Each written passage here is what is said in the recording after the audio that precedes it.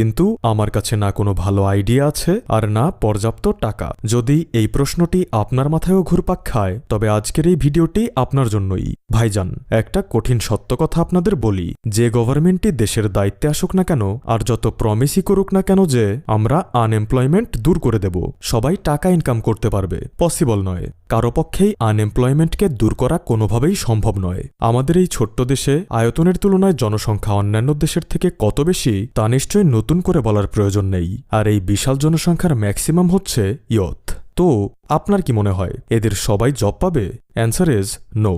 সবাই কোনোদিনই জব পাবে না, কারণ এটা সম্ভবই নয়। আর বর্তমান সময়ের এই 9 to 5 জবের 10-15-20 হাজার টাকা দিয়ে বাড়তি ইনফ্লেশনের সাথে তাল মিলিয়ে খাবারের খরচ, শিক্ষার খরচ, চিকিৎসার খরচ, কাপড় চোপড় সহ অন্যান্য আনুষাঙ্গিক খরচ ঠিক রাখা কতটা মুশকিল তা যারা কেবল এই জবগুলো করছে তারাই জানে। তো এই সমস্যার সমাধান কি?